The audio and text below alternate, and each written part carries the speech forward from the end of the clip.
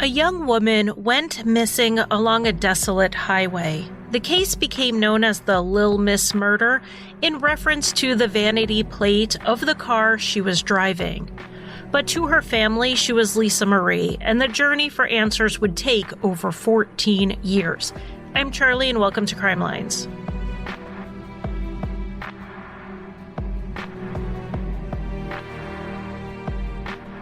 Welcome to Crime Lines. Welcome back if you're a returning listener. Remember, Crime Lines is also on YouTube. I post these podcast episodes, and every so often, as I have time, I post videos.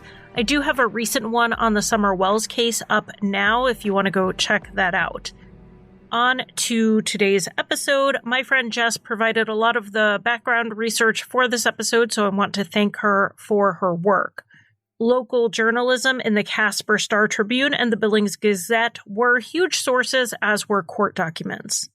Let's start with Lisa Marie Kimmell, born in July 1969 in Tennessee. Her father, Ron, was stationed with the Marines there, which is why she was born there, but she didn't live there long. By 1972, they were in Billings, Montana, where Lisa was raised with her younger siblings.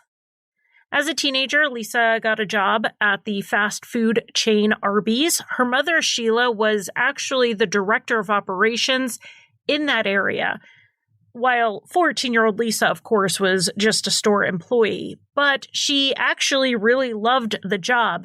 And I think seeing her mother work in the fast food industry, but at the corporate level, inspired her.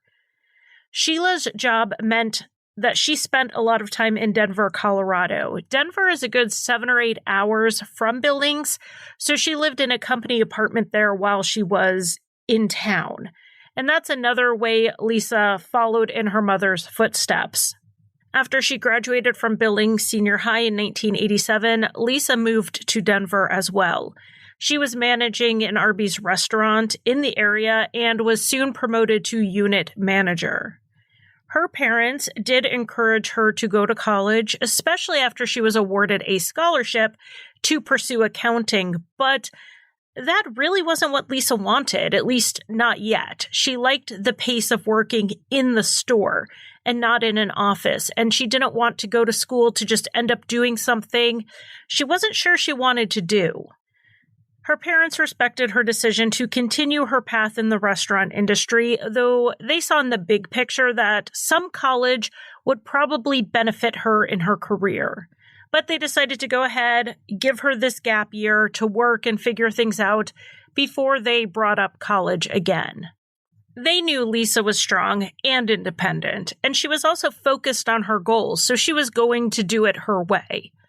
Her mother said that she'd been that way since birth, and it only became more pronounced as she got older. At 16, Lisa wanted a waterbed, so she bought one on credit and paid it on time until it was paid off as quickly as she could manage.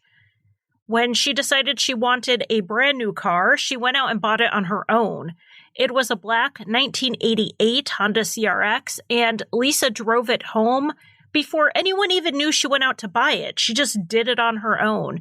She even paid for a personalized license plate that said Lil Miss on it, which was a nod to a family nickname given to her by her grandmother. Honestly, when your teen is that responsible, you tend to trust their decisions, even if you had a little bit of a different plan for them. Plus, Lisa was going to be living in Denver, where Sheila was half the time, so a parent was nearby if she needed anything. While living down in Denver, Lisa would drive home to Billings, Montana whenever she had a chance, and she was heading home on the weekend of March 25th, 1988. Lisa had a few things she planned to do while she was in town. Obviously see her family, but she also had a friend who was in the hospital and she wanted to visit, and she planned to load up her car with some more of the things she had left at her parents' house. She was making the move-out process complete. But a third item on the agenda was to introduce her family to a new boyfriend, Ed. Lisa had met Ed through mutual friends who did live in Billings, and the two clicked and started seeing each other, though due to the 7-hour drive between Ed's home in Cody, Wyoming, and her home in Denver, they mostly talked on the phone and wrote letters back and forth. The initial plan for that weekend was for Ed and Lisa to meet in Casper, Wyoming, which was the halfway point between them. They were going to hang out with some friends before they headed up to Billings. But then the Casper plans just kind of fell apart. Friends were busy. Lisa was eager to get to Billings, and they changed the plan.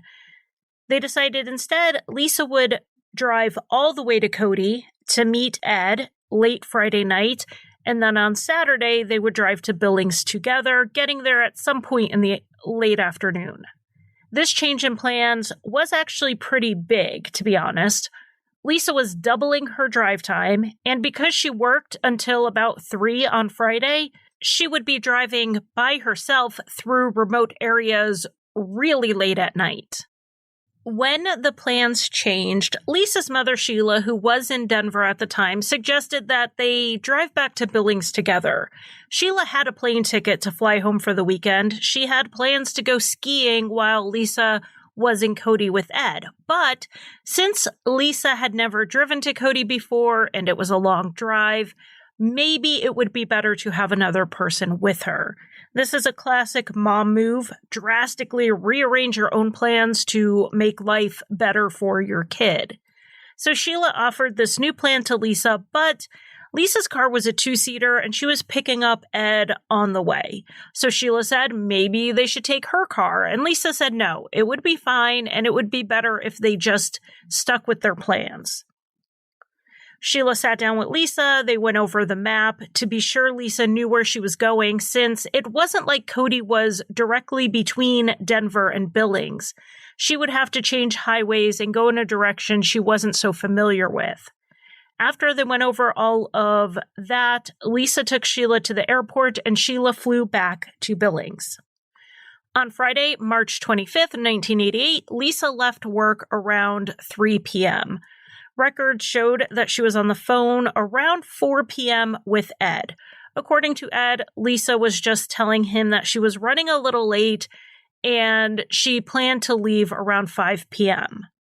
We don't know exactly what time Lisa left her apartment, but around 9 p.m., she was 3.5 hours north of Denver near Douglas, Wyoming. We know this because she got pulled over. She was going 88 miles an hour, which is 20 miles per hour over the speed limit. Lisa was ticketed and told to pay $120 on the spot because she was from out of state. Jess, my researcher, noted in her notes on the case that this sounded super fake to her, but this is how it works in some states. In some states, you have to carry cash on you to pay the ticket immediately. Alternatively, you could just obey the speed limit, but should you choose to zip along on those long stretches of highway in a different state, you need to be prepared to pay. They do this because there is a good chance that people from out of state won't show up for their court dates or pay their tickets. They can issue a warrant for you if you don't pay, but traffic warrants from other states are more or less useless. Wyoming isn't going to extradite you from Colorado over a $120 ticket. There's little they can do to force you to pay for the ticket when you're out of state. So they make sure you pay while you're still in the state. And if you can't pay, they will arrest you. And then you sit there until someone pays the ticket. With online payments and even Zoom court, you are a little more likely to be let off the hook with a promise to appear or promise to pay today than you were back in 1988. But it's still not a guarantee. Be sure to carry cash with you if you intend to speed. Anyway, Lisa only had $40 in cash on her, so the officer did follow her to a nearby ATM so she could take out the rest of the money. But the ATM wouldn't take her card since it was from a different bank. Today, the machine would just take your card and charge you a $3 fee for the honor of using the machine. But this is something I actually remember from when I was a kid. A lot of ATMs were just service for customers of that bank, and they wouldn't take other cards. The patrolman at this point had a choice to make. He could have taken Lisa to jail on the spot, and that is what he normally would do. But Lisa was young, she was 18, she was soft-spoken, she was very polite, and he figured there was a good chance Lisa would pay the ticket. So after Lisa promised she would mail in payment for the ticket, the officer decided to let her go. He gave her directions on how to get back onto the interstate and she drove off. This was a little after 9 p.m. There are some reports that Lisa stopped for gas or possibly at a grocery store in the Casper area around 10 p.m. or 10:30, but as far as I can tell, this was considered an unconfirmed sighting. And after this, Lisa is off the radar. She never made it to Ed's house in Cody, Wyoming. In the 4 hours of highway driving between where she was pulled over and Ed's home, she disappeared. Ed had expected her around 1 a.m., and he fell asleep waiting on her. When she hadn't arrived by 7:30 in the morning, he started calling around. He didn't get an answer when he called Lisa's apartment, so then he called the Colorado Highway Patrol and told them that Lisa had gone missing driving from Denver to Cody. Then he called the Wyoming Highway Patrol, told them the same thing, gave her make and model of her car, the usual things that you would report. But it's important to note that these were not missing persons reports. These are noted as overdue arrival calls, not missing persons reports. At the time, there was a waiting period before you could report an adult missing. One thought Ed had was that maybe Lisa stopped for the night in Casper since she had left Denver so late. So he got in touch with their mutual friend down there, and she hadn't seen Lisa. So the odds that Lisa stopped and stayed in Casper seemed pretty unlikely because surely she would have stayed with her friend. Ed also tried to call Lisa's parents to see if they knew where she was, but they were out skiing on that Saturday morning when Ed called, so they didn't answer. It wasn't until they got home in the early afternoon that Lisa's parents, Sheila and Ron, got a call from Lisa's boss in Denver. Apparently, Ed had called him looking for Lisa. Ed called everybody, and then everybody tried to call everybody else. So there were a lot of phone calls, and not one person had seen or heard from Lisa since she had left Denver the day before. But Sheila, who talked to the boss, actually didn't take it that seriously at first. She and Ron weren't expecting Lisa for another few hours at the earliest, so she assumed Lisa was probably with friends or driving. She didn't think Lisa being out of touch for this period of time was that unusual. But then 15 minutes after hanging up with the boss and wondering why he seemed so concerned, another friend who Ed had called rang Sheila and said Lisa was actually really missing. She had never made it to Ed's. No one in Casper had seen her either. As all these calls were happening to the Kimmell's home, Ed decided to go ahead and drive to Billings to see what was going on. While he was in Billings, he did manage to get in touch with Sheila and Ron, Lisa's parents, and he drove out to their house so they could all figure out what to do next. So imagine the first time you're meeting your girlfriend's parents and you are having to plan a full-on search for her. Sheila called the Wyoming Highway Patrol and asked that the overdue arrival get changed to an attempt to locate. When the Wyoming Highway Patrol ran Lisa's information, they found that report of Lisa being pulled over and sighted near Douglas, which gave the family a smaller area to search. Not a small area, to be sure, but definitely smaller since they knew she had made it at least from Denver to Douglas. The first assumption when someone goes missing on a long drive is that they broke down or they were in an accident. That had actually happened just a few months before, around Christmas time, when Lisa was driving home. The accident was minor, and Lisa and her car were fine, but I'm sure that's what was in her parents' minds at the time. The family was not pleased with this 72-hour wait that they had in Montana for the police to consider Lisa missing and do their own full-scale search. So the family did a full-scale search. They got a small plane to fly over the highway Lisa would have driven along, hoping to spot her car from the air. They flew from Cody to Douglas using one route, and then they flew back going a different way in the hopes they would find her. While the plane was in the air, her father was driving different routes between Cody and Douglas on the ground, hoping to see something. Ron would pull over whenever he saw a ravine or an area a car could have gone off the road. Wyoming is mostly desert and mountains. Particularly in this area, there are not a lot of trees or groves of trees, at least. So you generally have a pretty clear view from the highway. It's not like he had to stop constantly like you would in a more treed area. But by plane and by car, they found nothing. A big issue, of course, is the wide area where Lisa could have gone missing from. Not only did it make it a big area to search, it made it a jurisdictional question mark. This area included 4 counties and multiple cities. That's a lot of jurisdictions to work with, but luckily the family had a private investigator friend who was able to get them in touch with various departments and alerted them all to Lisa's disappearance even before she was officially reported missing, which the PI also helped with. They got Lisa reported missing on Sunday night when the family's efforts to find her failed. Like I said, at the time, Montana had a 72-hour waiting period, and it had only been 48 hours. But that PI friend of the family, he had been a deputy in the Yellowstone County Sheriff's Office. So they were able to waive the waiting period basically as a favor to a colleague. The next day, on Monday, March 28th, 1988, missing persons posters that the family had made up and printed were distributed, and Lisa's father, Ron, decided to do the driving search one more time with the flyers in hand. He stopped at rest stops and handed them out to truck drivers, asking them to take them and distribute them as well.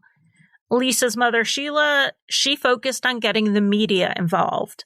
5 days after Lisa was last seen, on March 30th, 1988, the Casper Star-Tribune printed an article about Lisa's disappearance.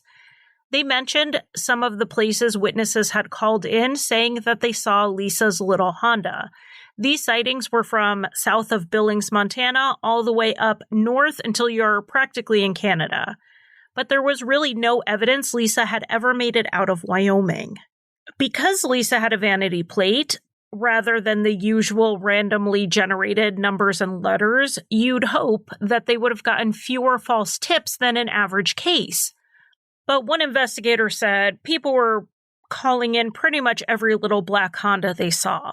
There were 350 reports of sightings of Lisa's car within the first 2 weeks of the investigation in 4 different states. Not a single one of them could be confirmed as Lisa's car. And with what we find out later, it's almost sure none of them were. There was an early lead that did seem pretty good. It came from 2 independent witnesses, which is why it seemed like a pretty solid sighting. Both of them said they saw Lisa and her car at a 7-Eleven convenience store around noon on the 26th, the day after Lisa was last seen. But this 7-Eleven was in Buffalo, Wyoming, which is on the way from Denver to Billings if Lisa decided for whatever reason not to go pick Ed up first. But if she was headed to Cody, she would not have gone through Buffalo, so the family themselves did not put much stock in the sighting. But most of the sightings were just too generic in nature to be sure. There was a call where someone said they saw the car and there was something hanging from the rearview mirror, which Lisa did have something hanging from the rearview mirror. However, so did a lot of people. The investigation would show that a lot of the tips were actually of a similar car that was 1 year off in model. The driver was a man from Montana who traveled extensively through Wyoming and Montana.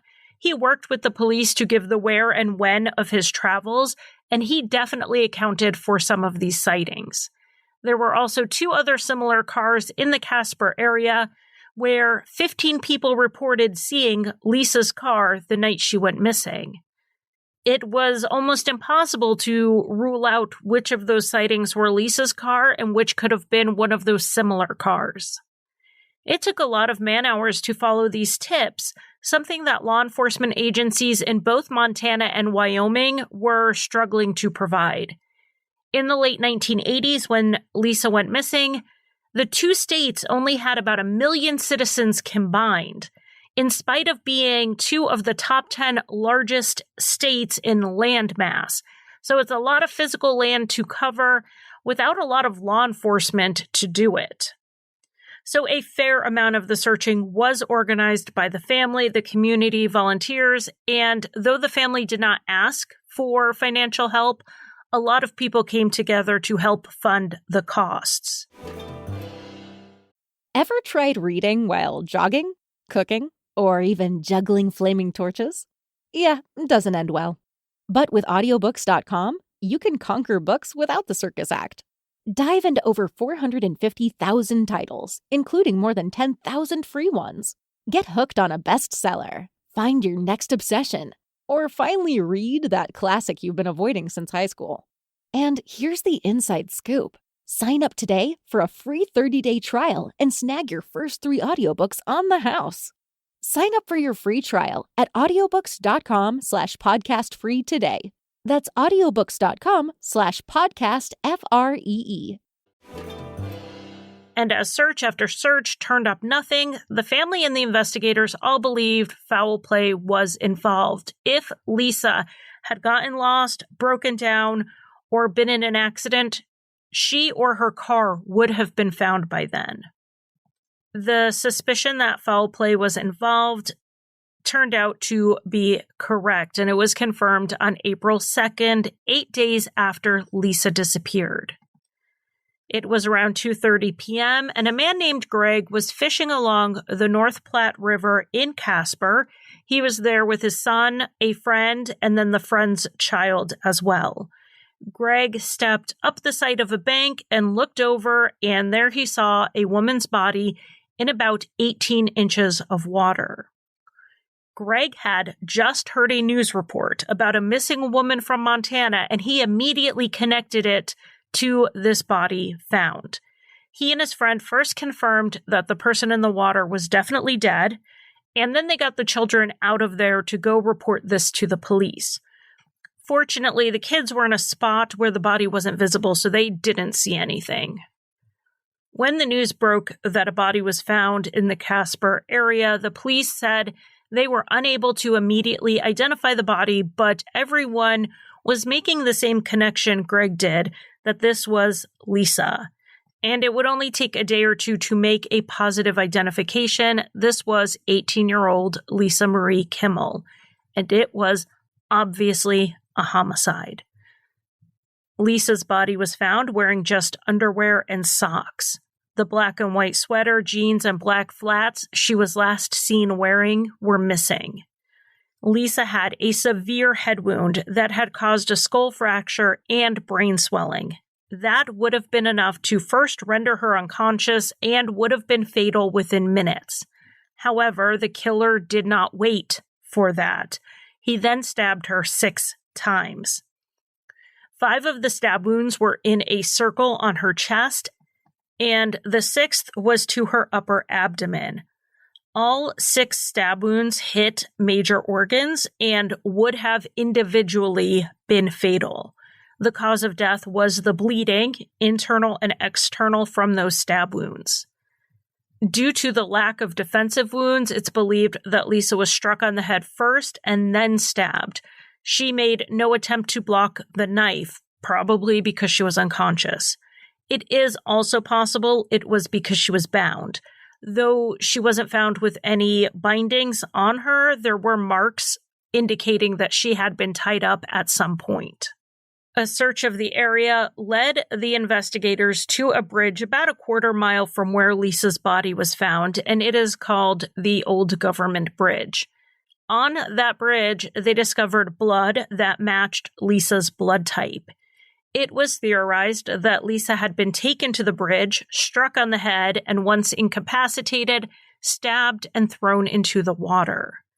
This bridge is interesting because it's not in regular use. A newer bridge runs parallel to it, and that's where car traffic goes. That's where the road is. To get to the old bridge, you have to go off-road a bit on this path, and it's just not in use. Someone passing through the area may not even know that there was an access point to that bridge, but someone familiar with the area would definitely know about it. and would also know it wasn't in use and there was no chance of a car just happening to pass by and see him. That led investigators to believe that the killer was someone local to Casper or at least familiar with the area. According to Unsolved Mysteries, there were witnesses who saw headlights on the bridge around 2 a.m. That would be 5 hours after Lisa got the speeding ticket. Initially, that led the police to believe that Lisa had been killed the night she went missing, but the evidence didn't entirely back that up. The North Platte River is full of cold water. That cold water then preserved Lisa's body, making it hard to tell through decomposition how long she had been dead for. She had been missing for 8 days, but there were signs she may have been in the water for only 36 hours. It had initially been reported in the media that there were no signs of sexual assault, but this was untrue. There were signs of sexual assault, plus they found semen. And while Wyoming was not doing advanced DNA analysis in 1988, DNA analysis was being done in law enforcement. So they knew not just to collect the evidence, but they also knew the proper way to preserve it. But DNA is like fingerprints, only useful if you can match it to someone. Finding Lisa's car was vital to finding her killer. The first thought was that the car was likely dumped somewhere near Lisa's body. After all, why would the killer risk getting caught driving it or the paper trail of selling it? Searches were done by land and air of the back roads of Casper, but like all the other searches, they found no trace of the car. Private citizens searched with their own planes, and farmers checked the far reaches of their properties to see if maybe it was dumped somewhere, maybe in an old barn, but they never found it. Tips just kept coming in with sightings of this car all over the West and up into Canada. All of these tips needed to be followed up by the Natrona County Sheriff's Department because that's where Lisa's body was found. They had jurisdiction. The sheriff at the time was a man named Ron Ketchum, and he assigned 2 detectives to the case. They interviewed and re-interviewed potential witnesses who thought they saw Lisa. They saw her with a man. They saw her with 2 men. They saw her by herself. They made composite sketches of the people who may have been with Lisa, but none of those sketches were ever released. They were determined to just not be reliable enough. One of the sketches actually looked a whole lot like a local man who drove a similar black Honda as Lisa, and he even had a wife with a passing resemblance to Lisa. So who knows how many of the sightings were just this man and his wife. Within 6 months, the investigators had compiled over 1,000 tips and had about 16 suspects they were actively looking at. Like 2 men who, when arrested for a burglary, had stolen Casper plates on their vehicle. They had been in Casper on March 25th, but this lead went nowhere. In March of 1989, the case aired on Unsolved Mysteries, and the nationwide attention on this case generated tons more leads. But it seemed everywhere the detectives turned, they just found a dead end. Rewards were offered from a number of sources and eventually combined to a single fund of $25,000. It was a reward that would never be claimed. It would later be converted into a scholarship fund in Lisa's memory. Lisa's family wanted the case to be turned over to a federal task force because they didn't feel like the sheriff's department was able to keep up with the volume of tips. But Sheriff Ron Ketchum refused. He more than refused. According to the Kimmells, Sheriff Ketchum told them that they weren't the victims, Lisa was, and if they kept trying to get the federal task force formed, then he was going to arrest them for obstruction of justice. So you could say the relationship between the sheriff's department and the family had broken down. But the thing was that the detectives assigned to the case also wanted the help. They knew they had more leads than they had manpower to follow up on, particularly after the Unsolved Mysteries segment. The task force would bring in federal resources to solve the case. a case Sheriff Ketchum was putting tons of pressure on them to solve, and one they wanted to solve for the sake of the Kimmell family, who they had become fond of. It took a little over a year, but a task force was eventually formed, not with Sheriff Ketchum's consent or cooperation. The family got the ear of the right people, and the U.S. Attorney's Office stepped in. They basically went over the sheriff's head. The federal investigator who was put in charge knew what he was walking into, and he tried to smooth things over with the sheriff. He wanted to explain that he wasn't taking over the case, he was joining an investigation in progress. He thought if Sheriff Ketchum heard what they could and would do to help the investigation, he would be more willing to work with him. Instead, Sheriff Ketchum wouldn't even return his calls. But fortunately for the case, the federal investigator and the detectives got along very well, and they worked side by side.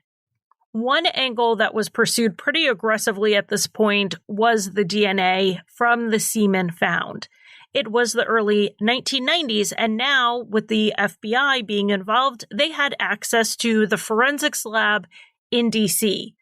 The investigators collected samples from anyone in contact with Lisa around the time of her murder, so much so that the federal agent was nicknamed the Vampire because of how many blood samples he collected.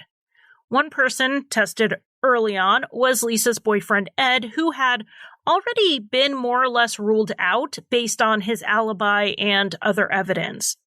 But now he was formally ruled out when his DNA did not match. Another person they tested was the patrolman who had stopped Lisa for speeding. He had an audio recording of his interaction with Lisa, and it did show that he let her leave. But he could have doubled back or pulled her over again, or maybe something happened after the tape recorder was switched off. When asked, he immediately volunteered to do the DNA test, and he too was ruled out. And then they decided to DNA test someone no one would have expected. It came from a tip that was called in after Sheila Kimmell had done a radio show talking about Lisa's case. The tipster said she saw Lisa pulled over on the night of her murder in Natrona County, and the person who pulled her over was Sheriff Ron Ketchum, the same sheriff who tried to keep federal investigators from coming in. The same person the family said was aloof at best and hostile towards them at worst. And Ron Ketchum had, very near the 2-year anniversary of Lisa's death, attempted suicide by overdose. Ketchum recovered, and he was treated for depression afterwards. This having happened near the time of the anniversary of Lisa's death was only noted in hindsight. This tip and Sheriff Ketchum's behavior made the family question if there was more going on here. By this point, he had left his job at the sheriff's department. The investigators did interview him and asked about the night Lisa went missing. Ketchum said he was not on duty. However, the dispatch records show this was not true. He was on duty that night. So the question was, is he misremembering? Or did they just catch him in a deliberate lie? The investigators then asked Ketchum for a DNA sample. And if you think he was not happy with the federal agent before this, just imagine, now that he was being told he was basically a person of interest. According to the agent, Ketchum blew up at him and refused to cooperate. He refused for 4.5 months until there was a serious threat of a court order. A court order compelling a DNA sample would make this whole thing very public. And at that point, Ketchum agreed to the test. And it did not match. Why all the odd behavior with the family around the case? Why refuse help from the feds, even when his investigators were asking for the assistance?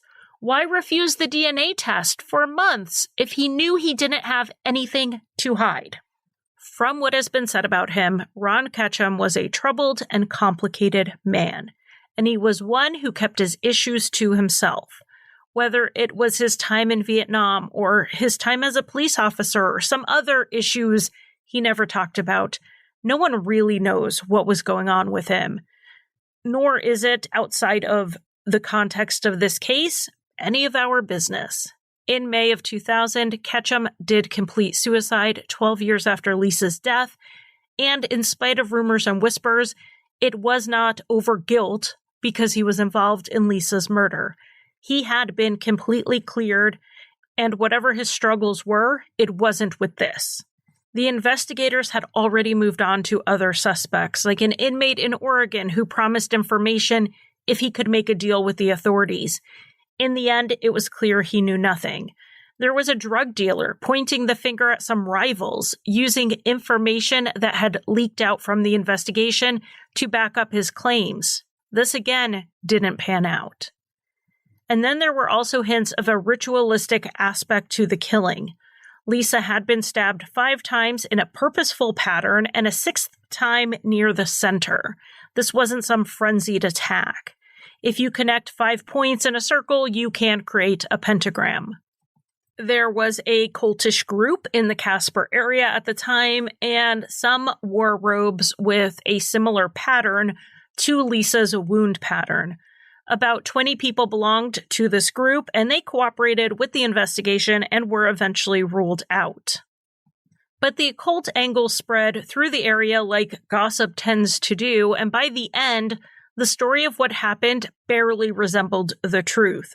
There were graphic rumors about missing organs from Lisa's body. So then the police started getting tips related to that, something that wasn't even true. At least they could rule these tips out pretty quickly and not waste as much time on them. Now, in 1992, the FBI reviewed the case and issued a confidential report on their findings. It has since been made public. The most interesting thing I found in it was that they were pretty sure there were 2 people involved. Very likely 2 people directly involved, but at the very least, there was a killer and a second person who helped get rid of Lisa's car.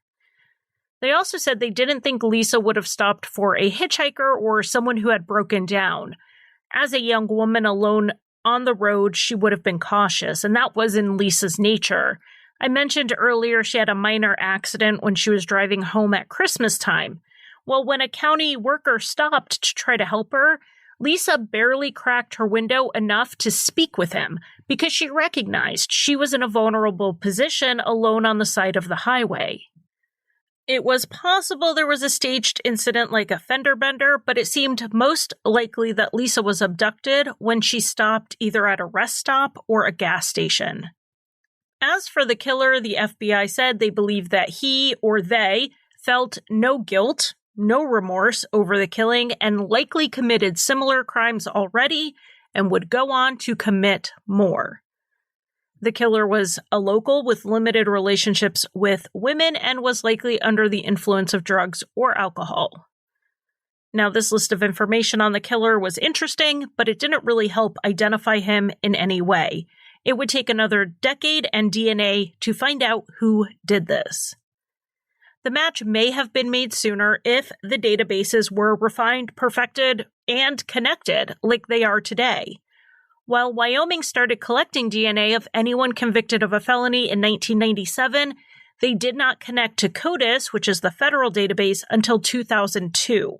And because of the backlog of DNA to enter, it did take some time for most cases. Except Wyoming investigators had Lisa's case at the top of the list for entering into CODIS, and they immediately got a hit in July 2002 for a federal inmate named Dale Wayne Eaton. The investigators spent their time learning everything they could about a man they would only call a person of interest at the time. Dale Eaton was born in February 1945, making him 43 years old at the time of Lisa's murder. He was 57 years old when he was identified. He had a criminal record that extended into his juvenile years, where he was a chronic runaway. His first major violent crime was in 1961 in Greeley, Colorado, when he was just 16 years old. Dale had sold a woman some watermelons and offered to deliver them to her home. When he got there, she saw that the watermelons were rotten, so she refused delivery and refused to pay for them. Dale reportedly told her he needed the money, but she said she wasn't going to pay for rotten fruit. Dale then asked her if he could get a glass of water before he left, and when the woman turned around to go into the kitchen, he stabbed her in the back and fled. He was caught the next day. The woman did recover. Dale was sent to a reformatory and then to the Colorado Psychiatric Hospital. He was diagnosed with depression, disturbed sleep disorder, and low self-esteem. They found him to be immature for his age and that he had difficulty relating to others. Dale was then referred to services and placed at a correctional facility where he could learn a skill. He became a welder, which would become his profession after his release. However, Dale continued to have problems relating to others and often left or was fired from jobs due to workplace conflicts. 3 of the conflicts were actual assaults, and he was obviously fired from those jobs. Dale eventually married a woman named Melody, and they had 3 children. The marriage lasted for 15 unhappy years. This time was marked with more instability and violence, with occasional separations between Dale and Melody. There was even more job loss, and they often lived without basics like running water or electricity. One of the Eatons' 3 children was removed by the state when he disclosed that Dale had sexually molested him. One of the other children later said Dale was physically abusive, but then the 3rd child said he wasn't abusive at all. So we have 3 kids with 3 different experiences with their father. Ever tried reading while jogging, cooking, or even juggling flaming torches? Yeah, doesn't end well. But with audiobooks.com, you can conquer books without the circus act. Dive into over 450,000 titles, including more than 10,000 free ones. Get hooked on a bestseller, find your next obsession, or finally read that classic you've been avoiding since high school. And here's the inside scoop. Sign up today for a free 30-day trial and snag your first 3 audiobooks on the house. Sign up for your free trial at audiobooks.com/podcastfree today. That's audiobooks.com/podcastfree. Eventually, Melody left Dale for good in 1986. Dale said he was suicidal at the time over the breakup, so he was committed to a hospital where he was again diagnosed with depression. After being released from the hospital, Dale moved to a family property in Monetta, Wyoming. This property was undeveloped. It had a few buildings and a converted bus that Dale used as a home. And when I call it a converted bus, what I really mean is all the seats were ripped out. The only things in the bus that you would even marginally consider creature comforts included a small propane stove and a bed. There was no electricity, no water, no utilities at all. Dale took to hunting, scavenging, and occasionally taking an odd job to survive. He did have some neighbors across the street he was friendly enough with, and they allowed him to use their shower occasionally. But other than a shower a month or so, Dale's hygiene didn't exist, which also made it difficult for him to get or keep a job. Other than his neighbors, Dale did have a relationship of sorts with the daughter of a coworker he had met while he was in Utah. The woman's name was Carrie, and she lived in Nevada. So they didn't see each other very frequently. She said she never saw the mean streak in Dale that others reported, but she did call him Junkyard Dale, and though they occasionally had sex, they didn't really have much emotional intimacy. At some point after Lisa's disappearance, Dale did give Carrie a diamond ring. He didn't seem to have the means to have purchased it himself, and their relationship hadn't progressed to the expensive gift stage. But Lisa had been wearing a diamond ring when she went missing. It doesn't seem like Carrie still had the ring, so they couldn't connect it definitively to Lisa's missing jewelry, apart from the timing. It's worth mentioning, but not exactly a smoking gun. After Lisa's disappearance, Dale stayed on the property in Moneta for a while, but then moved around the West a bit. Over the next several years, he lived and worked in various parts of Wyoming, Idaho, Utah, Colorado, and Nevada. Now, Dale was arrested in September 1997 for aggravated assault, and this story is a bit wild. A couple named Scott and Shannon Breeden were on a road trip with their infant son when they had some car trouble in Red Desert, Wyoming. Dale Eaton pulled over to help them and offered to drive them to an auto shop that he claimed his brother owned. They piled into his van with the baby, and as they drove, Dale said he was getting tired. He asked Shannon if she would drive while he went in the back of the van and slept. She said, sure. When Dale got into the back of the van and Shannon started driving, Dale pulled out a gun and ordered Shannon to drive down a dirt path. Shannon did as she was told, but realized they were in danger and getting further from the road were getting into more isolated danger. So she hit the accelerator and jerked the wheel so that Dale lost his balance and fell. She told her husband, Scott, to take the baby and jump out of the van, which is exactly what he did. Scott then hid the baby under some brush and went back to where the van had come to a stop. At this point, Shannon was out of the van and running with Dale in pursuit. He eventually caught up to her and had a knife in his hand. He attempted to stab Shannon. It was about this time that Scott had caught up to them, and he saw Dale's rifle on the ground. So he grabs the rifle, and he hit Dale with the butt of it. Dale went down, Scott grabbed the knife, and stabbed Dale. Even that wasn't enough to take Dale down, so Scott fired a shot at him, but it missed. Dale said the rifle would blow up if Scott tried to shoot it again. And Scott didn't know what Dale was talking about, and he didn't want to take a chance that he was actually telling the truth, so he didn't fire the gun again. Instead, Scott used the rifle to beat Dale until Dale stopped getting back up. Dale eventually laid there and said he was done. So Scott, the baby, and Shannon got into Dale's van, and Scott yelled to Shannon, run him over, but she was so focused on just going to get help. Believe it or not, Dale was not in great shape, but he was still alive when the police got there to arrest him. And I'm a little afraid of Scott and Shannon, but also want to meet them because I am in awe of them. It's because they were absolute heroes fighting for themselves and their baby. Dale actually didn't do very much except try to kidnap them, try to stab one of them, and then got his ass beat. When he was arrested and going through the legal process, he did not appear to be mentally stable. So he was eventually given a plea deal where he could plead guilty to aggravated assault.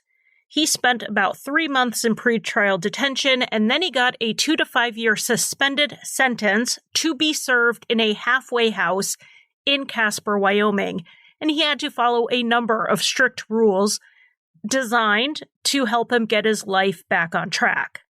Or on track at all. At 53 years old, Dale Eaton hadn't been on track for more than maybe 5 consecutive minutes during his adult years. And this wasn't going to last much longer. About 2 months into the sweetheart deal where he avoided prison, Dale hopped into his van and took off, leaving the halfway house. And yes, this is the same van he had tried to kidnap a family in. They had given it back to him. Dale was on the run for about 2 weeks, and his van was spotted and he was arrested. Dale had violated the terms of the suspended sentence, obviously, so that got him 5 years prison time in state prison. When he was arrested, though, he had a rifle with him, and that made him a felon in possession of a firearm, which is a federal charge. Federal charges meant a DNA sample was taken and entered into CODIS. In October 2000, Dale was given parole on the state charges, and then he was turned over to the federal government to deal with his sentence for the firearms charge. He was sent to Colorado to serve his time there. And 2 years after that, Wyoming, connected to CODIS, uploaded the DNA of Lisa's killer, and Dale Eaton's name popped up. So that's our background information on Dale. The investigators took the evidence, primarily the DNA evidence, and got a search warrant on the property where Dale had been living at the time Lisa was murdered. A neighbor told the investigators that Dale had dug a large hole on his property with a backhoe around the time Lisa went missing, claiming it was for a septic tank, but no plumbing ever went in.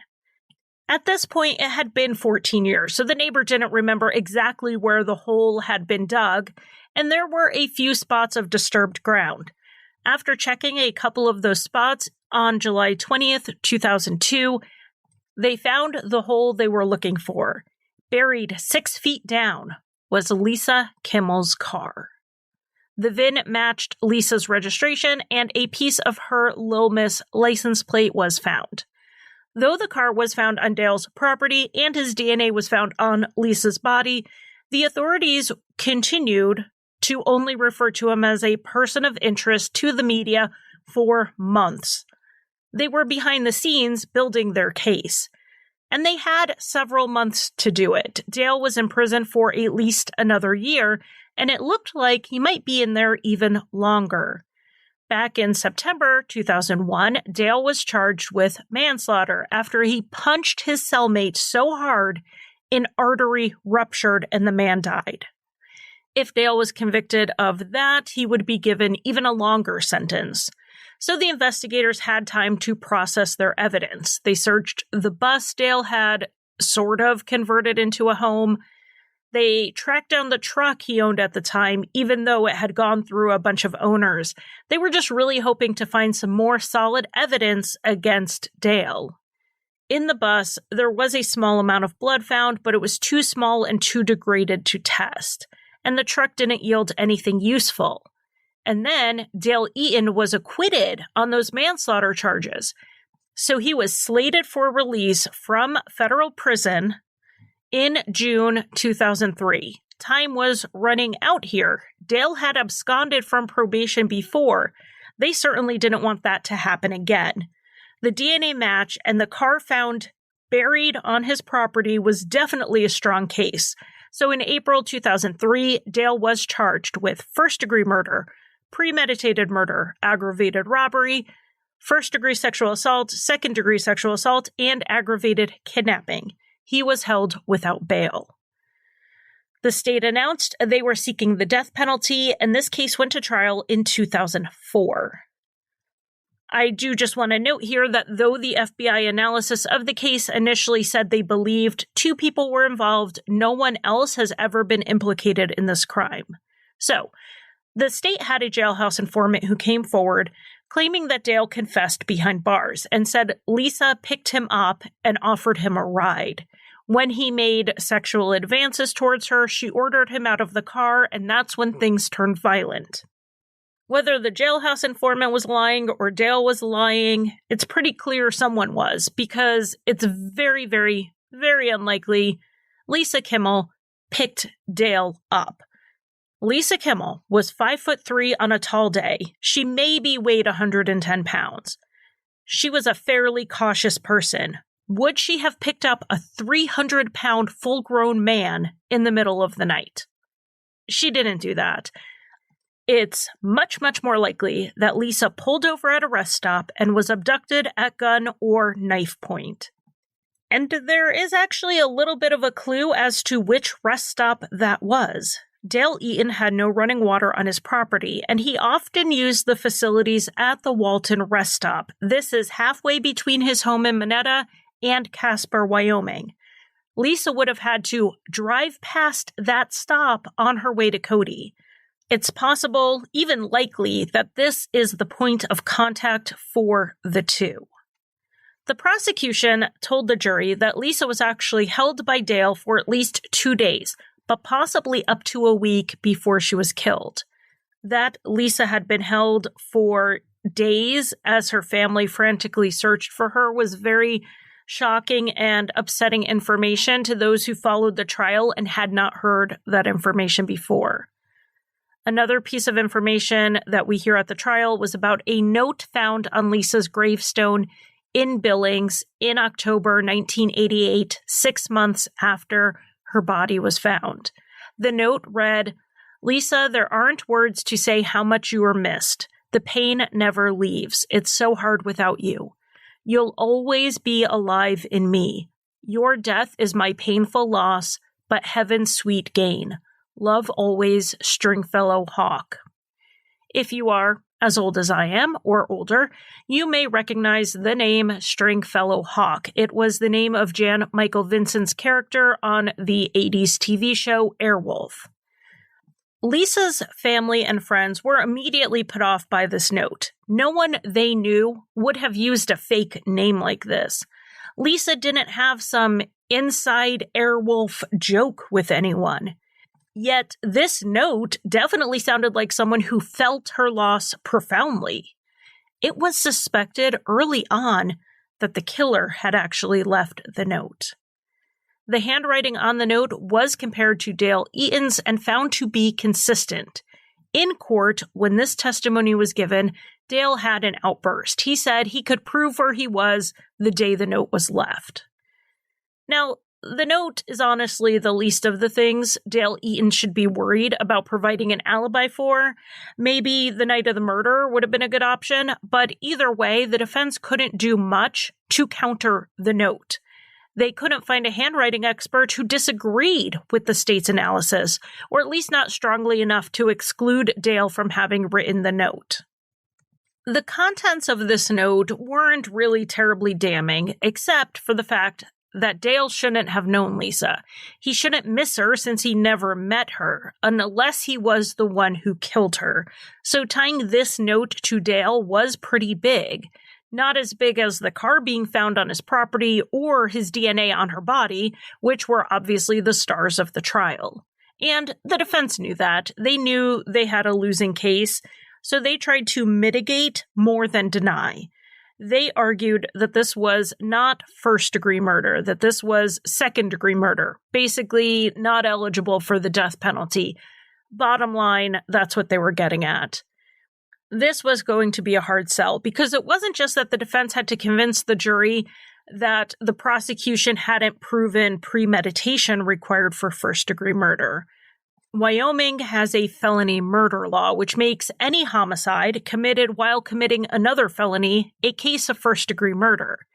So the defense had to convince the jury that the state hadn't proven the other felonies. In this case, that included the robbery of Lisa's car, the sexual assault, and the kidnapping. The only way to do that is to say to the jury that the state failed to prove that Lisa didn't go with Dale willingly. One way to do that would be to show that it was in Lisa's nature to go off with strange men in the middle of the night, which wasn't going to happen because it wasn't in her nature to do that.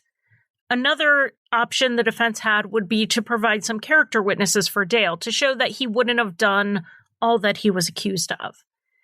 And finding people to testify as character witnesses for Dale was difficult. Even some of those who have said they couldn't see Dale murdering someone weren't exactly willing to swear to that in court.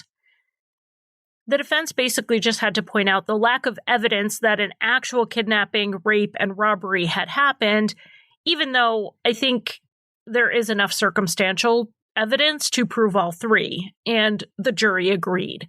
Dale was found guilty on all counts, and the fight to save Dale's life moved to the penalty phase. The defense put up some important information for mitigation, showing Dale's mental health issues and his overall impairments in functioning within society. He was given the Global Assessment of Functioning test, and he scored a 31. 91 is considered the start of the normal range, so this indicated a major impairment.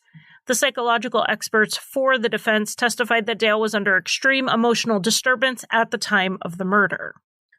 Some of Dale's family members did testify to mitigating factors. They said that Dale's father was abusive, and one relative said he picked on Dale worse than the other children.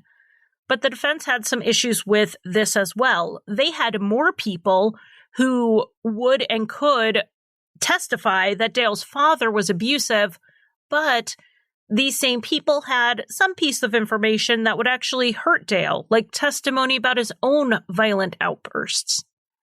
So the defense team really couldn't put them on the stand for mitigation.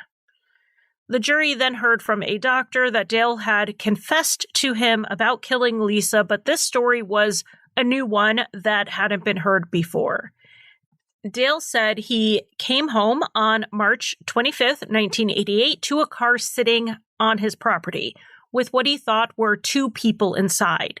He thought he was being robbed, and since he was already in a bad mood, according to him, he pulled out his gun. Dale then found that it was just Lisa in the car, so he forced her into his converted bus and held her for a few days so he wouldn't be alone for the Easter holiday. He did admit to both raping and killing her. Now, there is an issue with the story. This wasn't Easter weekend that year in 1988. It was actually the following week. And then another issue is that this never happened. Even if Lisa got hopelessly lost, she wasn't going to end up on Dale's property waiting for him. That didn't happen. In the end, the jury determined that there were enough aggravating circumstances, there were 3, to support the death penalty, and they found that there were no mitigating circumstances. They unanimously voted for the death penalty. The judgment and sentence were entered into the record on June 3rd, 2004, and Lisa's parents then filed a wrongful death suit against Dale. He had nothing, but they didn't want anything. They just wanted to make sure that he never had anything in the future. Now, to say Dale had nothing is overstating it a tad bit. He did have his makeshift bus on a plot of land his family gave him. It was worth roughly the amount of change you can find in my couch right now. But with this judgment against him for wrongful death, the Kimmells took the property, and then they turned it over to the fire department for a training session. They torched every structure, including the bus where authorities believe Lisa was held against her will. They burned the whole thing to the ground in what had to have been an incredibly cathartic moment, both for the family and the community. And as with any death penalty case, there have been a lot of appeals. I will tell you 400-page appellate documents are a great bedtime read, but I'm just going to summarize it, mostly because I personally think Dale Eaton was a serial killer, and I want to have some time to discuss that before we wrap up. So this appellate process followed the same pattern that we always see. An execution date would be set, and then it would be stayed pending the appeals. Almost all of Dale's appeals were denied until 2010. In 2010, Dale applied for a writ of habeas corpus claiming ineffective assistance of counsel at his sentencing. The U.S. Supreme Court has been clear that a defendant has a right to a full investigation of their life to look for any kernel of mitigating circumstances before they can be sentenced to death. And Dale is saying here that his attorneys did not do that. So let's get into Dale's life and the details that were not necessarily explored at his initial sentencing hearing. Dale Eaton had grown up in abject poverty, one of several children. The children rarely received basics like adequate nutrition or medical care. Dale's father was an alcoholic and, according to family members, abusive. And we know the jury did hear that part about him being abusive and Dale being a target. But what they hadn't heard was that Dale sustained a head injury during at least one assault, something that had not ever been treated.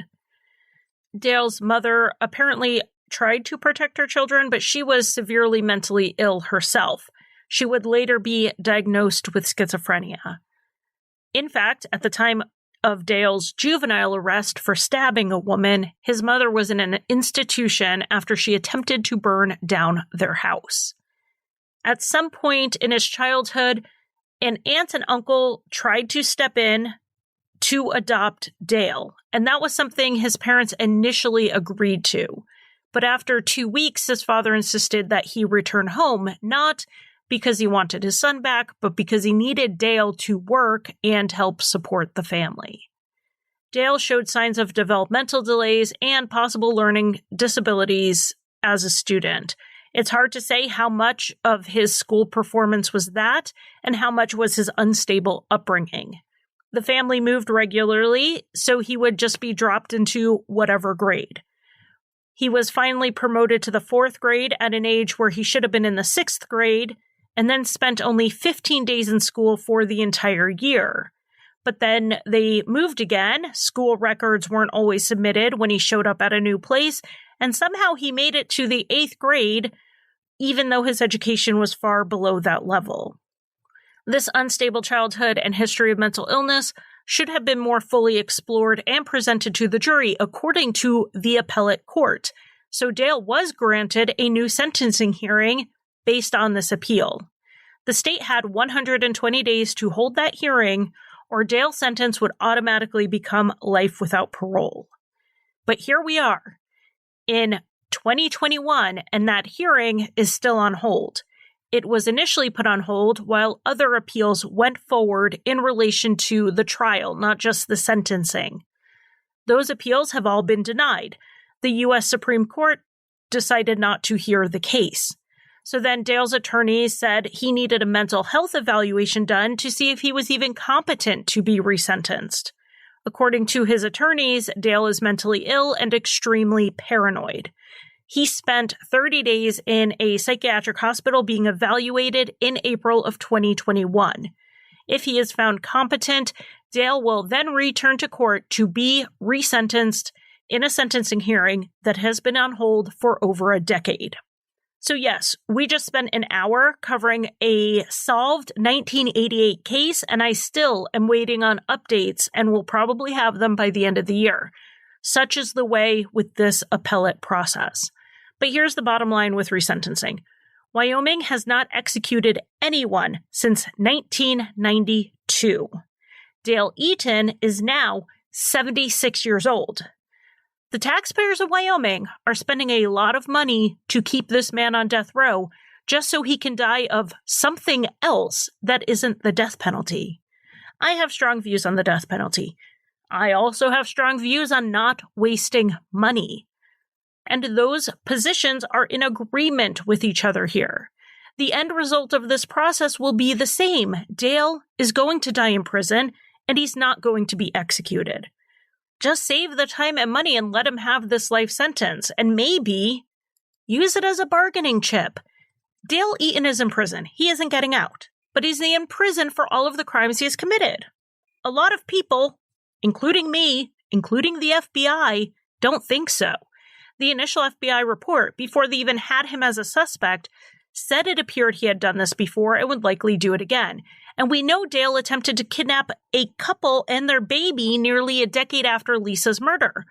It's absolutely preposterous to me to believe that these were the only 2 instances. Lisa's parents believed that he killed others. They tried to meet with him in prison to talk to him, but he denied their requests. He has also denied the requests of investigators who have suspected him in some of what have been known as the Great Basin murders, believed to be the work of 2 or more people. These are about 15 to 20 murders that occurred from 1970 until 2000 that happened in all the states I already mentioned that Dale moved between. Lisa Kimmell's case is considered one of the Great Basin murders. So is the Amy Bechtel case. Amy went missing when she was on a run in Lander, Wyoming in 1997. Lander is in an area Dale was known to both work and camp in at the time. A lot of people, including investigators, have suspected Amy's husband of involvement in her disappearance and presumed homicide. However, a tip did come in from Dale Eaton's own brother saying that Dale was camping in the same area Amy was running at that time. You will rarely read a write-up on Amy's case that doesn't also talk about Dale.